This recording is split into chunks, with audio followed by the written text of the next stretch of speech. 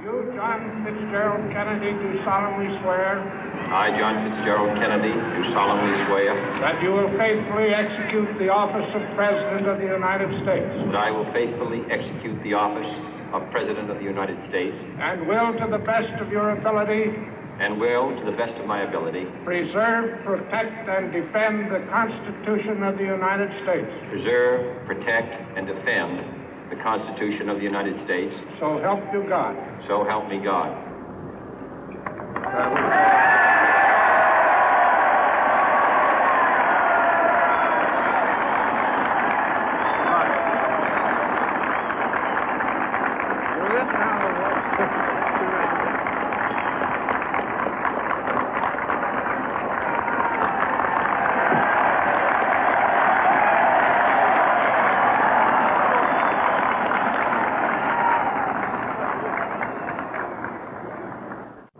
Vice President Johnson, Mr. Speaker, Mr. Chief Justice, President Eisenhower, Vice President Nixon, President Truman, Reverend clergy, fellow citizens.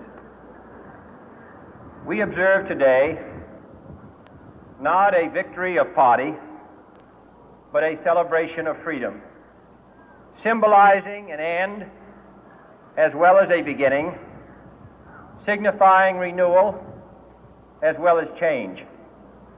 For I have sworn before you and Almighty God the same solemn oath our forebears prescribed nearly a century and 3/4 ago.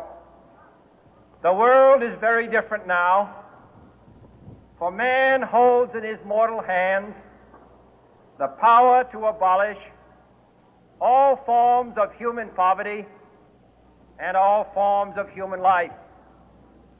And yet the same revolutionary beliefs for which our forebears fought are still at issue around the globe. The belief that the rights of man come not from the generosity of the state, but from the hand of God.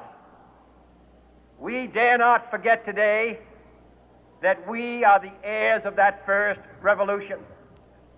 Let the word go forth from this time and place to friend and foe alike that the torch has been passed to a new generation of Americans born in this century, tempered by war, disciplined by a hard and bitter peace, proud of our ancient heritage, and unwilling to witness or permit the slow undoing of those human rights to which this nation has always been committed and to which we are committed today at home and around the world.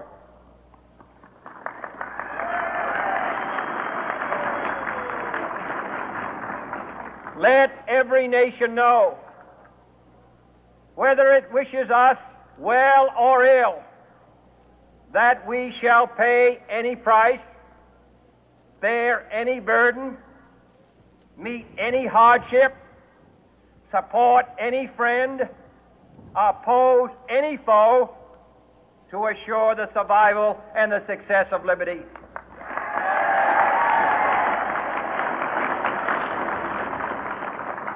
This much we pledge and more.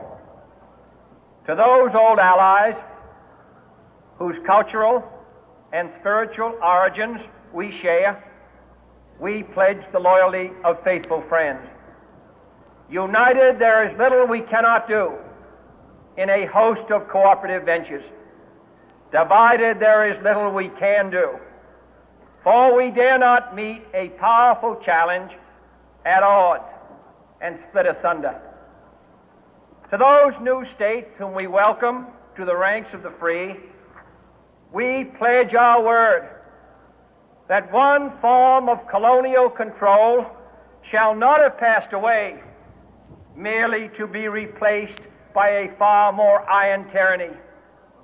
We shall not always expect to find them supporting our view, but we shall always hope to find them strongly supporting their own freedom, and to remember that in the past, those who foolishly sought power by riding the back of the tiger ended up inside.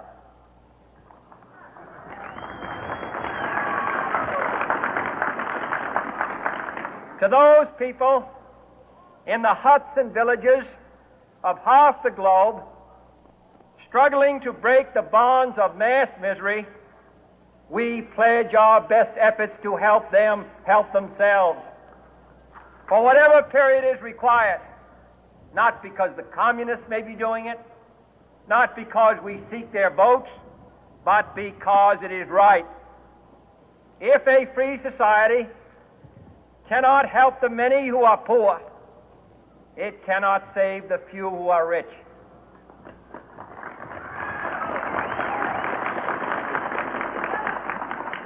To our sister republics south of our border, we offer a special pledge to convert our good words into good deeds, in a new alliance for progress, to assist free men and free governments in casting off the chains of poverty. But this peaceful revolution of hope cannot become the prey of hostile powers. Let all our neighbors know that we shall join with them to oppose aggression or subversion anywhere in the Americas. And let every other power know that this hemisphere intends to remain the master of its own house.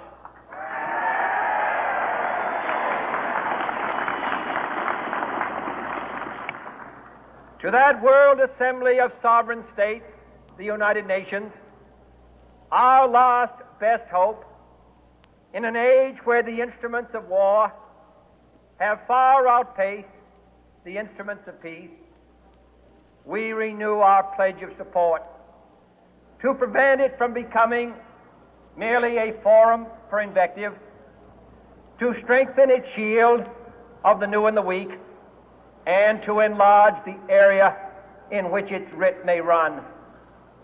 Finally, to those nations who would make themselves our adversary, we offer not a pledge, but a request that both sides begin anew the quest for peace. Before the dark powers of destruction, unleashed by science, engulf all humanity in planned or accidental self-destruction, we dare not tempt them with weakness, for only when our arms are sufficient beyond doubt can we be certain beyond doubt that they will never be employed. But neither can two great and powerful groups of nations take comfort from our present course, both sides overburdened by the cost of modern weapons, both rightly alarmed by the steady spread of the deadly atom, yet both racing to alter that uncertain balance of terror that stays the hand of mankind's final war. So let us begin anew, remembering on both sides that civility is not a sign of weakness, and sincerity is always subject to proof. Let us never negotiate out of fear, but let us never fear to negotiate.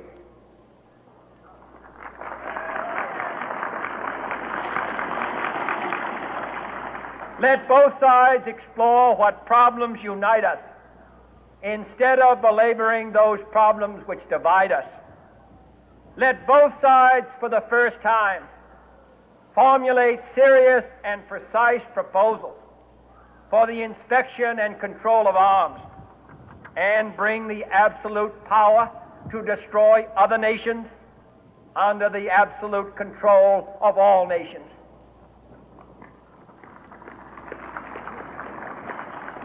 Let both sides seek to invoke the wonders of science instead of its terrors.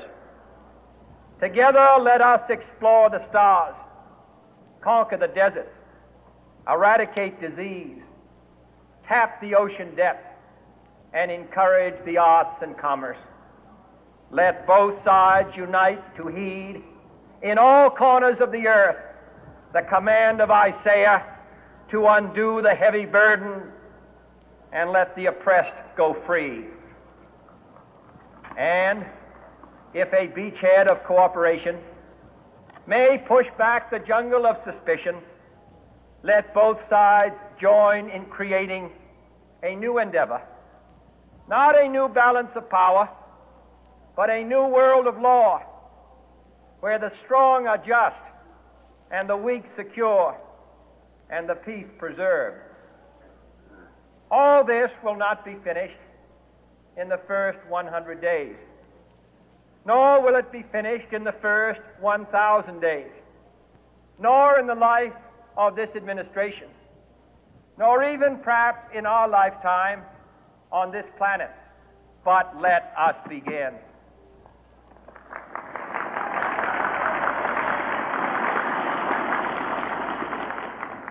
In your hands, my fellow citizens, more than mine, will rest the final success or failure of our course.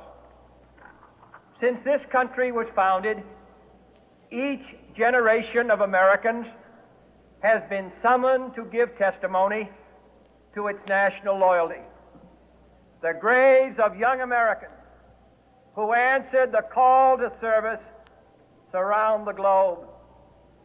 Now the trumpet summons us again, not as a call to bear arms, though arms we need, not as a call to battle, though in battle we are, but a call to bear the burden of a long twilight struggle, year in and year out, rejoicing in hope, patient in tribulation, a struggle against the common enemies of man, tyranny, poverty, disease, and war itself. Can we forge against these enemies a grand and global alliance, north and south, east and west, that can assure a more fruitful life for all mankind? Will you join in that historic effort?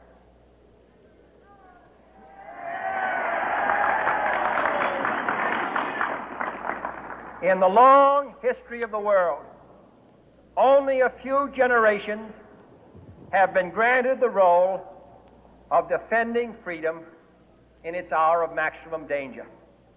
I do not shrink from this responsibility. I welcome it.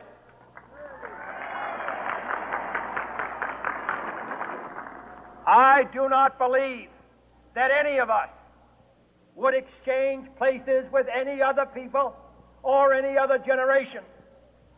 The energy, the faith, the devotion which we bring to this endeavor will light our country and all who serve it, and the glow